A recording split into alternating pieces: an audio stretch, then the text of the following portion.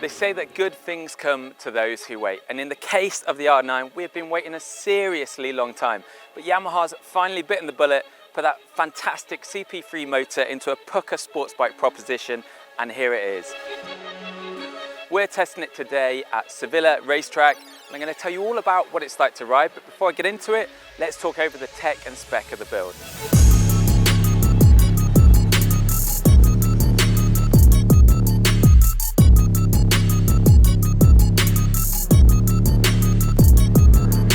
At the heart of the R9 is the proven 890cc CP3 motor. It makes 117 horsepower, 93 newton meters of torque, and it's nigh on identical to the unit found in the NT09. The major differences being to the ignition timing and the mapping to better suit the R9 and its performance credentials. Even the gearbox is the same, but it has got a different final drive to improve acceleration. One of the biggest shocks and signs that Yamaha really meant business with the R9 was the introduction of a whole new gravity cast delta box aluminium frame.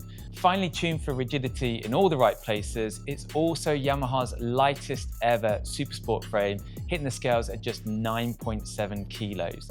To accompany that, there's a new bespoke swing arm. The combined wheelbase of the bike is 1420mm, which makes it even shorter than the MT09s. To help the bike handle, it's been kitted with some top spec KYB units front and rear. It's got a fully adjustable monoshock at the back, and up front, new 43mm fork legs include preload, compression and rebound adjustments. So whatever you want to make this bike do, you can dial it in. Onto the brakes, another welcome addition was the Brembo Stylema calipers up front.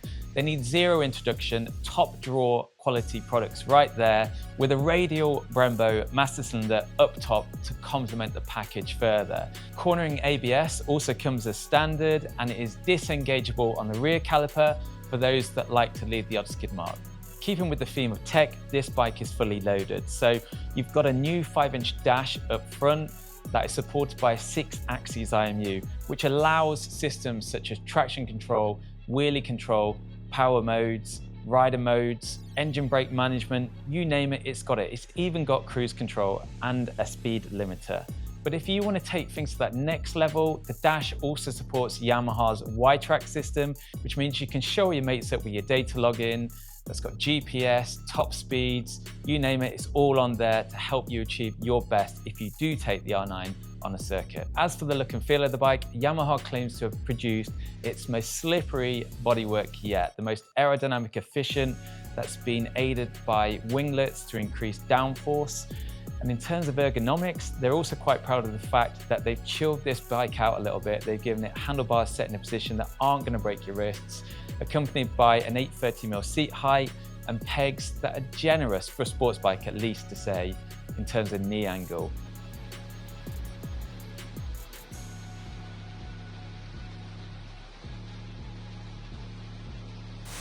Okay, so here on the launch of the new R9, this is Jerez, absolutely beautiful.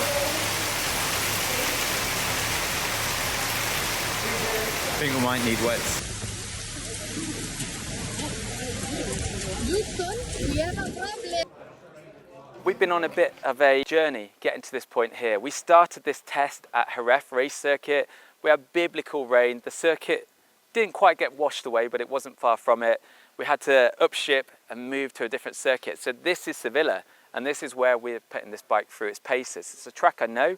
I tested this bike's nearest rival, the Ducati Panigale V2, on the same circuit just a few weeks ago. So as a twist of fate, it's quite surreal to be back here and experience this thing in the flesh against its biggest rival. And just for context, when I say biggest rival, Ducati are going at it hammer and tong with Yamaha right now. If you're a World Superbike fan, you'd have seen that in the World Supersport, this bike in the hands of Manzi actually just won first time out at Phillip Island. So there's some real rivalry in the Supersport sector with these next generation propositions, which makes this test even more exciting.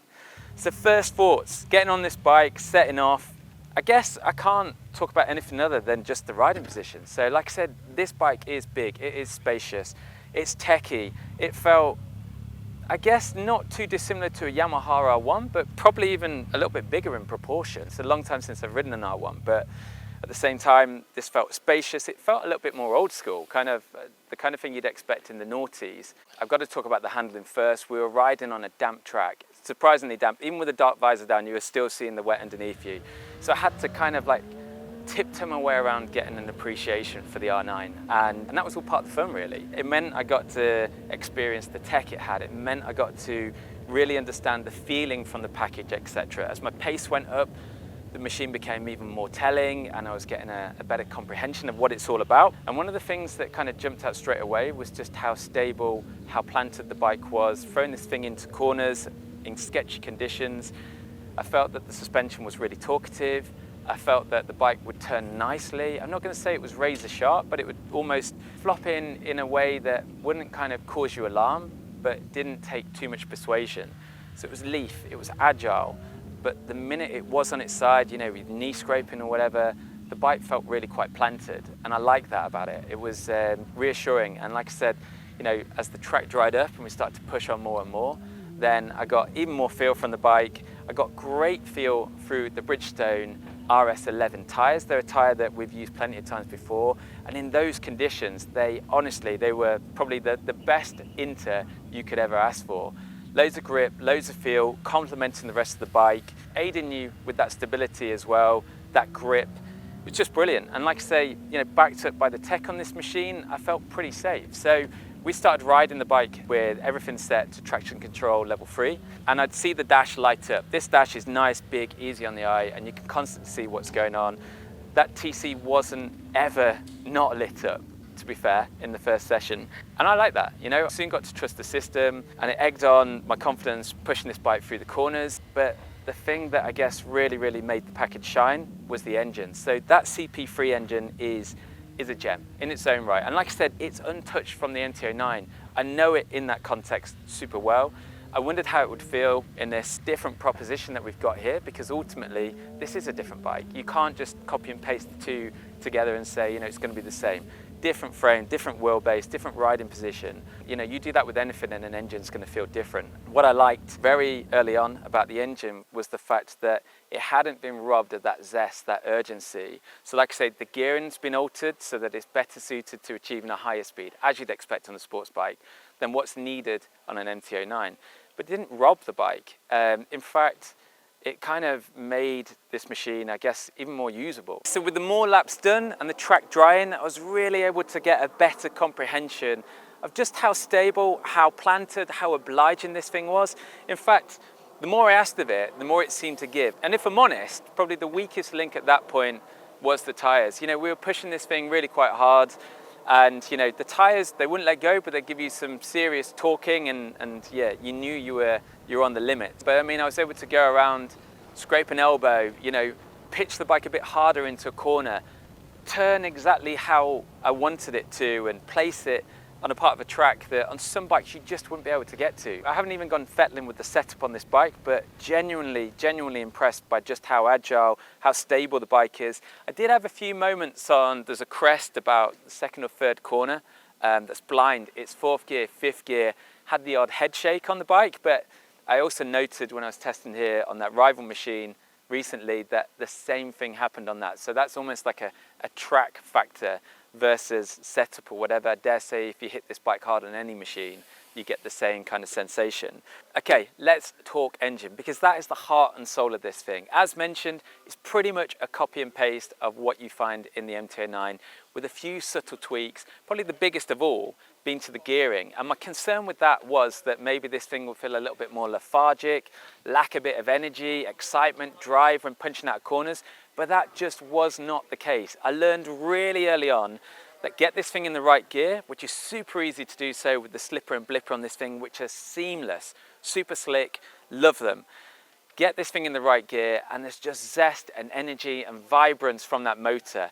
It wants to drive, it wants to go. Before you know it, this thing's barking away up at 10,500 RPM when the limiter's kicking in, and it's time to hook another gear and go again. What I would say is that it's no R1. You've got to take this thing for what it is. It's 117 brake horsepower. It's not ripping your arms off, but it's super smooth in its delivery. It's got real character. It's got a great gearbox. And if I'm honest, it's just fun. You know, if you want to hook a wheelie, this thing will get you on the back wheel in a jiffy with a bit of clutch. Otherwise, it's planted, it's pumping on, and you're making progress. I like the way that the power comes through as well. Very linear delivery. There's nothing kind of like peaky about it. You kind of just feel the energy building and building. It just stays there, like I said, until you get to that limiter. And the limiter sounds awesome on this bike. So yeah, I've maybe hit that one too many times. In fact, the way this gearing is set is that pretty much there are so many parts of the track, I know it's time to stop braking because I've just buzzed the limiter. Buzz that limiter, get on the brakes. While we're on the topic of brakes, these are very good. So it's fair to say that not all manufacturers keep their setups standard when we go testing new machines. Some put better pads in, for instance, whereas Yamaha's gone down the route of delivering this bike to us as you would buy it. So we got the stock road pads in, for context, in those Brembo Stylema calipers. And these calipers are great. They need no introduction. They're fantastic top drawer options, backed up by a seriously powerful Brembo radial master cylinder. What I would say about the braking is that it's consistent, it's decent. You know, there's a set braking point for me on a lot of corners on this track. I know that I'm going to be able to start squeezing on those anchors and I'm going to get a consistent purchase lap after lap after lap. So in that respect, there's no issue. What I would say is that if you are riding it on track, simply changing the pads would transform the stopping performance of this bike. That being the case, when this thing decelerates, it feels super stable, planted on the front. You've got great connection through these bars with the front, and you can just abuse the gearbox on this thing. Like, probably I shouldn't say that in case they make me buy the bike, but the point is that you squeeze on those brakes. First corner here, for instance, I'm 6th gear down to 2nd in a completely unforgiving way. The dash is making all kinds of sights and scenes and lighting up in complaint, but that slip assist on this and that blipper system on it just absorbs whatever abuse you throw its way and means that you're able to kind of pitch in, pick up the throttle and go again. It's just such a nice, lovely package. I've really enjoyed extracting the best out of it. And all the parts to the R9 seem to just work so well with one another. There are no kind of standout prickly bits. There are no standout mind-blowing bits to it. I think the bike in general is just nice and usable. I would describe it as the bike that you actually need. Maybe more so than something that's super sexy in one particular area or whatever. It just delivers. And I think that if you are after a sports bike that's going to be easy to manage, it's going to be fun, playful, sound great, etc., this machine here has got so many great traits about it. You know, from the way it handles to the way it drives, even in terms of comfort. It's worth noting, like I said, that this is a big, spacious bike. So when you're plunked on top of it, you're tucked in behind that big screen, it's nice. This is a good office to work behind, let me tell you. I've enjoyed it. I've enjoyed, like I say, kind of almost taking a step back in generation to a machine that's a little bit bigger, a little bit more accommodating, a little bit more suited to what we actually want these days. So it's a brave move by Yamaha, but I think it's going to be a favoured move as well. And especially for bigger riders out there. I'm not that tall, I'm 5'9", but this works well with my frame, and I think it will be a pleasant surprise for some taller people as well. What can I tell you about the tech? The truth is that I've pretty much weaned this thing off in every respect. I turned the wheelie control off, turned the traction control down to its least intrusive setting, cranked the engine braking up to the point I'm getting maximum engine braking to help me get into corners. Otherwise, I've not really played around with it. We're on a racetrack. We've got the race dash set in, and for me, it's just about going round and round and round as fast as I can. I can't tell you, I have hit the horn a few times, in fact, and that sounds all right. But otherwise, can't tell you anything about cruise control. Can't tell you anything about, you know, extracting the best of this package from a road context. But what I would say is everything you could wish for on a sports bike is there. You know, as I said, having cruise control on a sports bike is a bit of a novelty. But Yamaha saw the sense in it, it's there, and I'm glad it's there because, in all honesty, when you are doing a big trip on the road on a sports bike, that's one of the things you do crave, or I do at least, so fair play for putting it on there. But otherwise, we haven't really been able to explore too much of this package's potential. There was a road ride plan for the machine as well. That got binned off because of the weather. You know, this place is You might not look it, but it's been absolutely mothered the last 48 hours. It's amazing we're here. It's amazing to get the chance to try this bike in the flesh. It's something that a lot of us thought just simply wouldn't happen. I've really enjoyed it. It's put a smile on my face. It's reassured me that this is no lesser option. You know, at the price point it's at, it's exactly where it should be. And hopefully a machine like this will inspire a few more people to get back out on sports bikes and have a bit of fun. You know, this is a machine that can be serious. We've seen that, like I said, on the racetrack, but you know, it can also be a lot of fun, super engaging. I dare say it's a great addition to Yamaha's R family. You know, that's one of the things about it. Yamaha's doing a great job. The R125, the R3, the R7, the R9. It's sad the R1 has gone, or at least from a road going point of view, but this thing, I think is going to sell pretty damn well. So if you're in the market for a sports bike and you're not hell-bent on 200 brake horsepower, get yourself along to a dealer now. If you can find one, that is. These are in short supply, but if you can get your hands on one, give one a try, see what they're all about. It's put a big smile on my face today. We've got one more session left to do on track, so it's time for me to go, but yeah, well done Yamaha, good job.